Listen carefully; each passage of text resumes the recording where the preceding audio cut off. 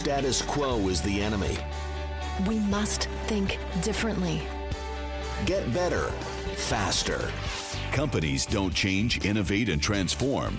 People do. Welcome to Innovate for the Future. Listen in as Dirk drills down deep with leaders and innovators from within distribution and beyond who are disrupting markets and changing the way business is done.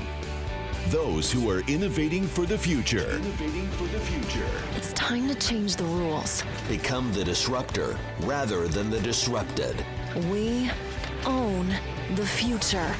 Are you ready? You can create your future. You own your future. And your journey of innovating for the future begins now. With your host, Dirk Beveridge. Hey, welcome back to Innovate for the Future. I am Dirk Beveridge, your host, the author of Innovate, How Successful Distributors Lead Change in Disruptive Times, and the founder of Unleash WD, the only innovation summit for distributors, the must-attend event for distributors. Our fourth annual is going to be held this September 16th and 17th in Chicago, where we're going to bring in 15 of the world's greatest innovators, thinkers, disruptors, and we're going to put them on stage to help you and I and 150 of our closest friends from distribution rethink our business and look at our business in completely new ways. You're not going to want to miss it. You're going to want to be there. Check it all out at www.unleashwd.com. But let's jump into episode 14 of Innovate for the Future with our guest, Joe Nettemeyer, who is the CEO of Valin Corporation out in San Jose, California. Today's topic is the fourth component part of the innovative distributor, business model innovation. Now, we've all heard about how the introduction of Apple's iPhone years ago changed the business model of Apple all over again, right? And how this one product represented 60% of the company's revenues before the iPhone was even 4 years old. So Apple is certainly one company that continues to innovate its business model.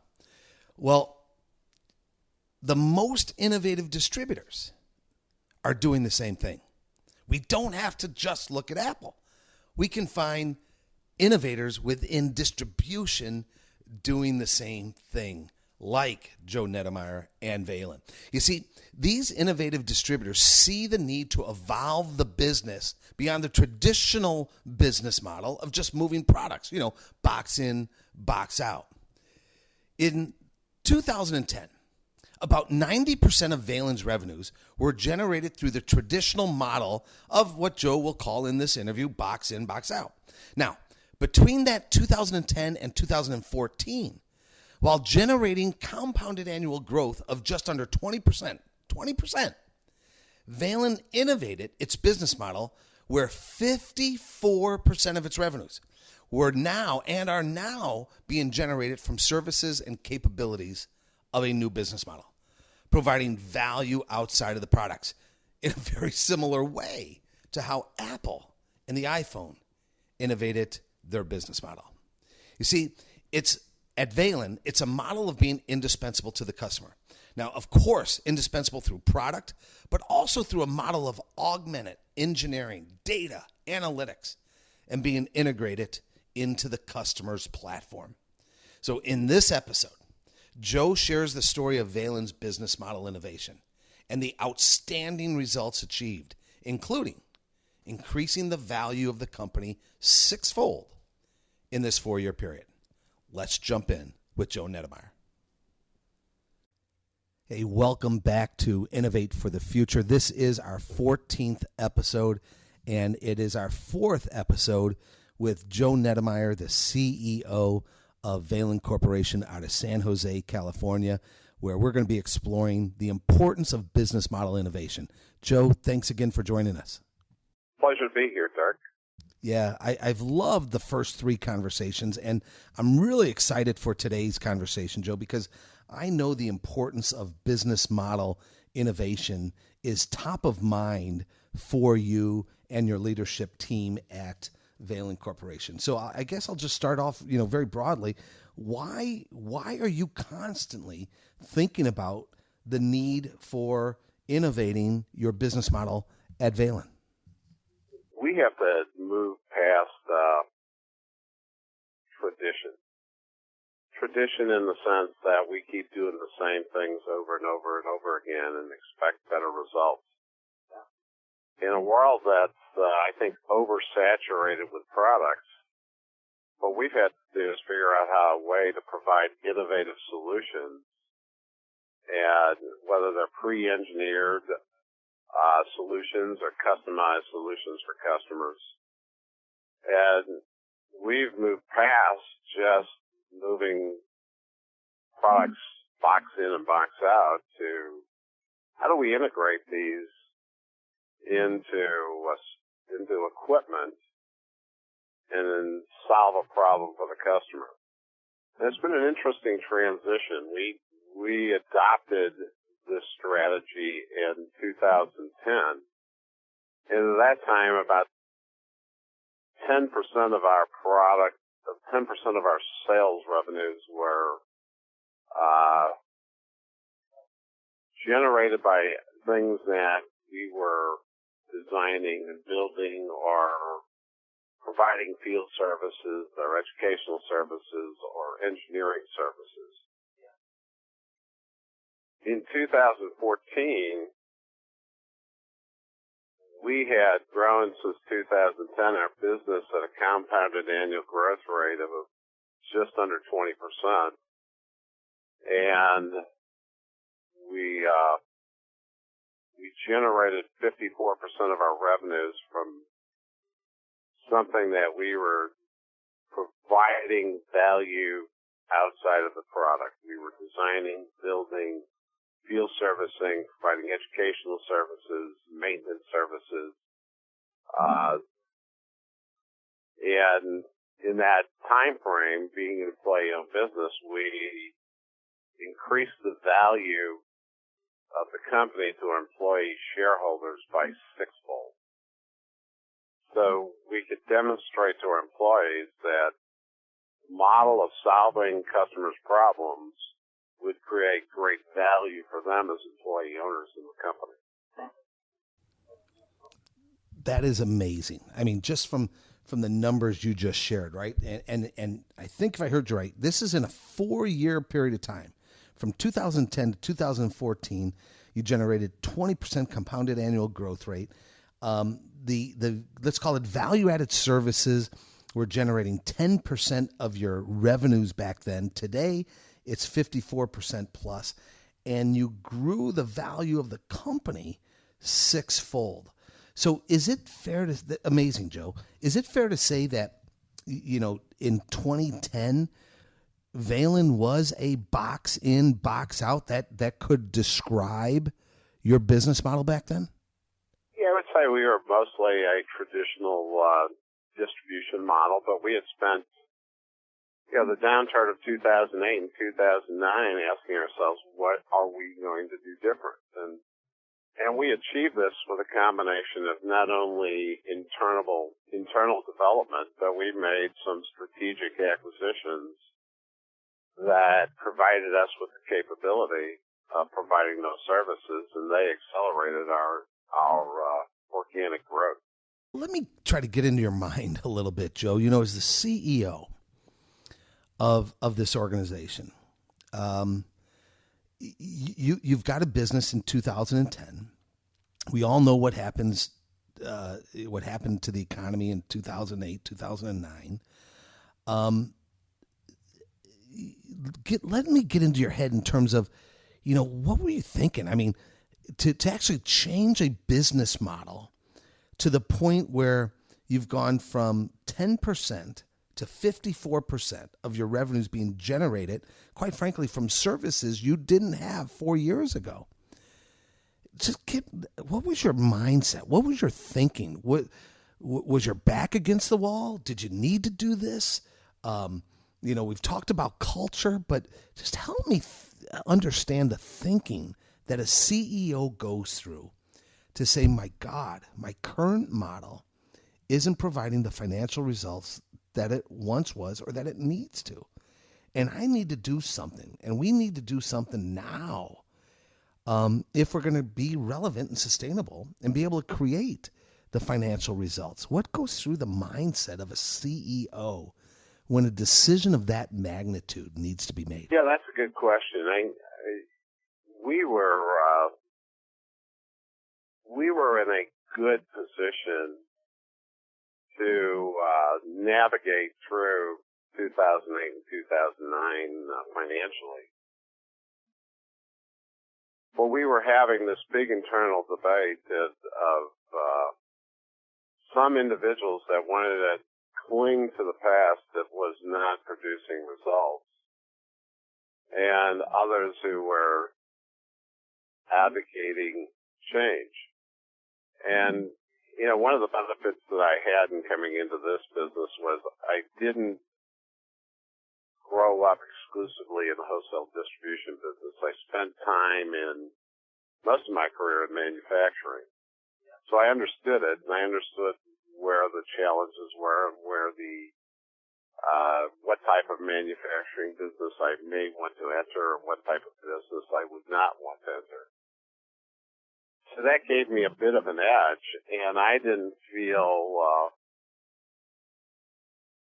overwhelmed by the challenge. And a couple of other key managers on our executive team had a similar set of business experience. So making the leap of transitioning to it was not difficult for us. And I think the other thing that I did learn after operating a business for 8 years in Silicon Valley is that you didn't have to be 100% vertically integrated. You know, the lessons from the leading technology companies like Apple is own the design, own the intellectual property, so to speak, own the marketing and sales efforts, and own the fulfillment of service efforts. And the rest of it outsource. So what we were able to do is start developing outsourced manufacturing capabilities that mitigated the need for investment on our part in plant and equipment. It allowed us to keep concentrating our financial investment into product development and creating teams that could develop new intellectual property for us. In the same time frame, we've now got 5 patents on solutions that we've developed, and we're working on several more currently. But that was the investment, and it was a mind shift that we felt had to take place for us not to be lost in the noise. If I looked at that point, the real challenge for me was the emergence of Amazon. You know, if we were going to be a commodity supplier, and Amazon could displace us. Now, Amazon can't do what we do. So that's the way for us to differentiate. Sorry, if you remained a box in, box out, Amazon could do that. Is that right? Oh, yeah, they'd eat us for lunch. If you're going to be a commodity supplier, Amazon is good. They can spend more than an hour on information technology than I could spend in a year. And I was going to lose that game. So that was, I think, the great warning sign to us as, you know, we're going to march into oblivion if we don't find ways to create new value streams. And that's how we started re-engineering the business model. I think what's even important today is we're looking at it again, and we're going to have another evolution in the business model. Not that we're going to abandon the things we're doing, but we have to look at new opportunities because the pace of change is accelerated. And we are starting to go down the path on a couple of new ventures that I will say is the secret sauce, but it's, once again, how do we refresh and maintain relevance in a rapidly changing marketplace? And that's a challenge, and that takes courage, and it takes collective courage, because as a CEO, you're the only one that believes that. You're going to get defeated by the tyranny of the status quo, because those who fear change are going to kill you with their sins of omission. You bet. You know, Joe, as you're talking, I'm thinking about a company up the street from you, Cisco, right? Not SYCO,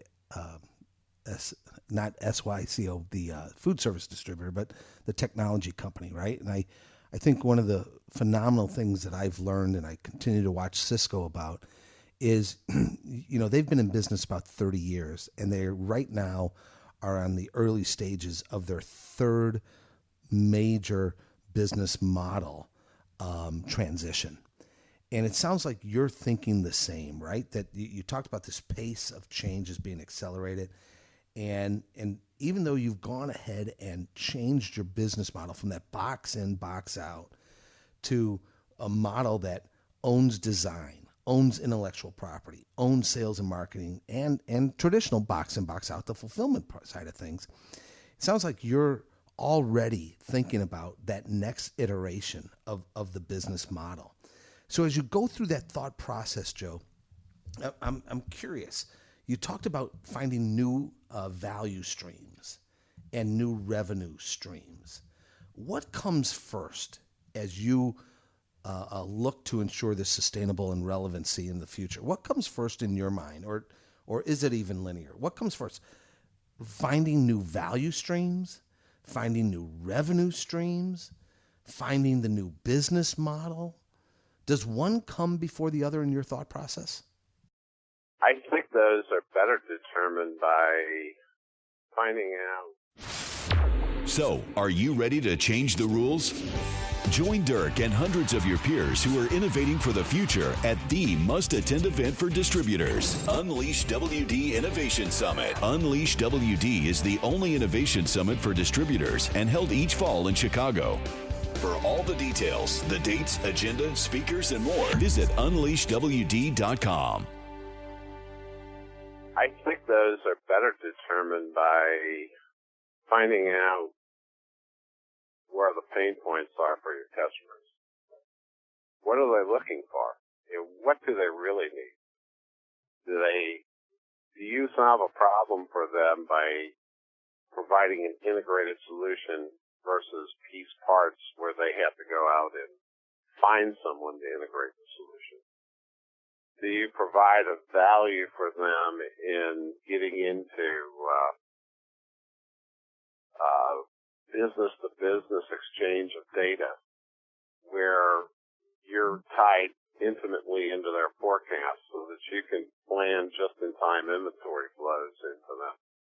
Are you doing it by augmenting their engineering departments? Or in turn, we have some customers where we've created teams where we go to them to augment our engineering capabilities. So you begin building these new relationships of organization to organization.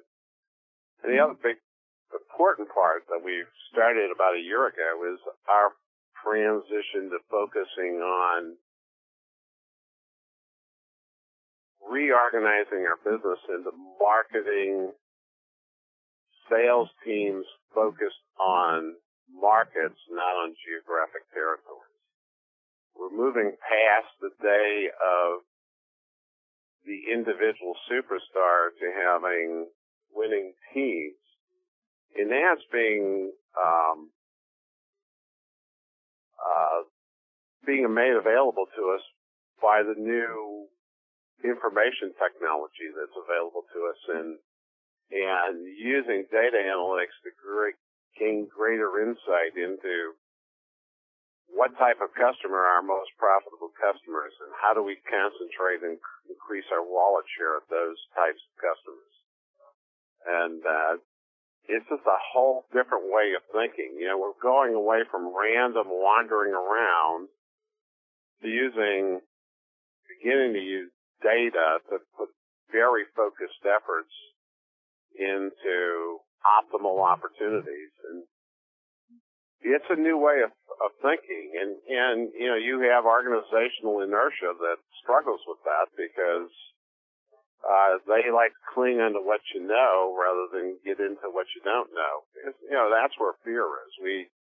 For us to advance as individuals or as organizations, we have to get past the fear. And it's a continuous learning experience. And I think that's what leadership really has to do, is get people past fear and get people engaged in continuous learning. And maybe that's part of the answer. So, you know, the obvious question then is, how do we do that, right? If I'm comfortable now, if I'm providing for my family now, and now all of a sudden, you know, the company, the leadership comes to us and says, you know what, we need to change our strategy. We need to go from a geographical based, let's say, sales organization to creating a completely new model that says we're going to be team-based, and there's going to be an energy team, there's going to be a transportation team, there's going to be a power generation team. You know, that's going to require me to step out of my comfort zone, to learn new things.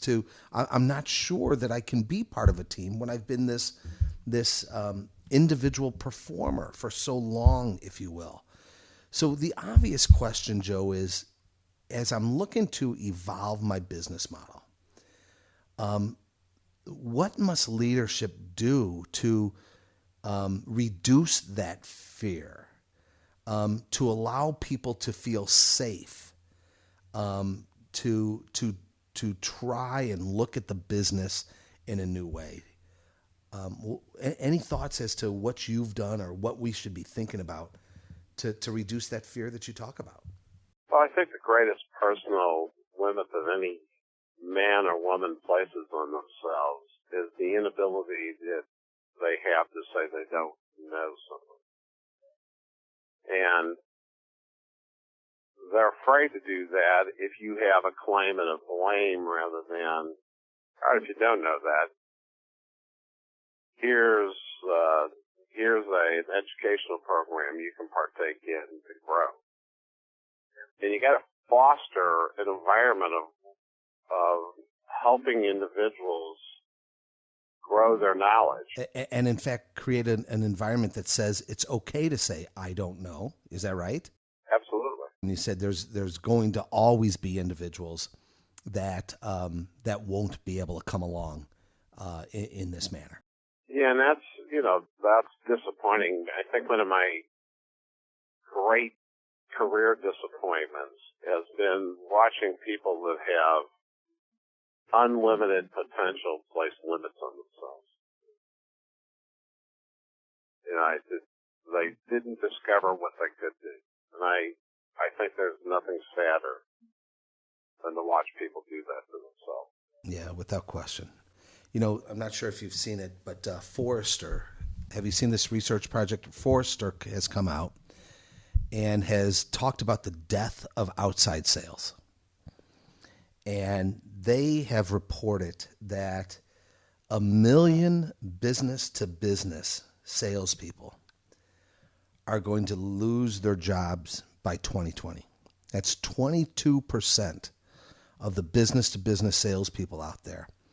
And they do report that most of that loss is going to come from wholesale distribution, that they're going to lose their jobs because of everything we've been talking about over the last 4 conversations that we've had. You know, when you hear that and you hear about basically what they're saying is the model of serving our customers, the model of creating value for our customers is changing very, very rapidly.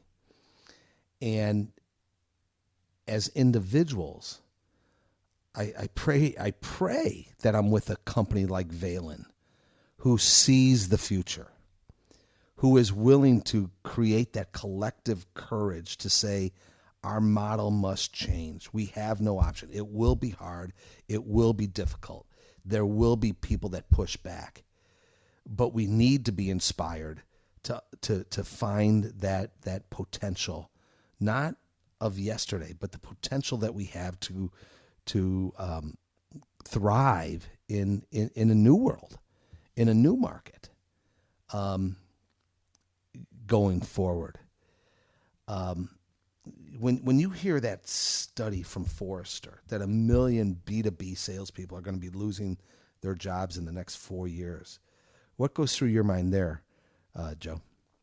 Well, I think it really speaks to what is happening in the marketplace. And see, I hear people, they take literally some of the headlines, the death of the salesman. I don't think selling is going to die. I think the old model of selling is dying, but there's a new model that's emerging. And the companies that adopt the new model and the people that learn the skills to be competitive in that new model will continue to be successful. And we're making a major launch on redesign of our model starting June 18th. And it's going to be a journey.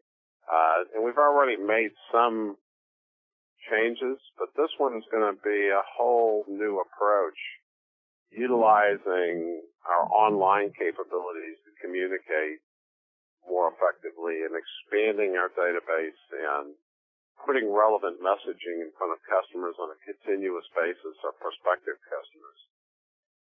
And that takes courage because, we like to talk about the good old days. When I get together with some of my former classmates, we talk about what it was like when we were playing football and baseball. And we were pretty good athletes, but in today's world, although many of us got acclaim and played Division I sports, I don't know if we could make a Division I team now. Based on the skill sets we had then, we'd have had to learn to take our skills to an even higher level than we were at that time. And that's what the evolution of the whole sales process, and I think sales skills, is about. And that's why such an important investment now for us to define what is going to be the model of success for the future, and make sure that we're taking all of our high potential people and giving them the training necessary to succeed in that. Unfortunately, you're going to have those that are going to sit there and say, I don't want to change. I just want it to remain the same. Well, life's not like that. If you want to sit nostalgic, go back and drive a 1976 Cutlass. I don't think you'd find it such a gratifying experience. Significant segments, the automobile industry, their whole selling approach is being radically overhauled. And it's interesting because, we've always held car salesmen in pretty low esteem, but their hit rates are going up. They're spending less time pitching you about the product and more time online, and it's, they're bringing customers in now. When they hit the showroom, 85% of them are there to sign the deal. They're not negotiating the deal in the showroom anymore. So the game's changing, and the skills required to be successful are changing. And that is going to have the organizations that embrace that change and implement that change will win, and the organizations that cling to yesterday will be footnotes of history. I mean, think about it. In 1973, one of the premier sales jobs you could get when I got out of college was with Kodak. And the lines were deep trying to get in, and they were very selective. It was tough to get a job there. Now, how many people are lining up to sell Kodak film today? So, technology changed the game on them, and if we want to sit there and protect our past we're going to get crushed by our future. Yeah, without question. And Joe, I think that is an excellent way for us to, transition to the next conversation that we're going to have on transformative leadership. And what you've shared with us here today is not only the need for business model innovation, but how you have strategically moved your business from that traditional model of box in, box out to where you have integrated, you've developed capabilities, you've developed new revenue streams, you've developed new value streams where you truly have become integrated into that company's business, right? And I know rather than just supplying product with Valin, if they want to put something through a pipe, it could be gas or fluid or what have you, they can turn to you to help them manage that. And that's a model of being integrated into the customer's business. It's a model of being indispensable, of course, through product, but through this model of augmented engineering, this model of data, this model of being tied into their systems. The results speak for itself. 20% compounded annual growth rate, moving your revenue stream 10% from only 10% being the value-added offerings to 54%. And I suspect that's just going to continue to grow.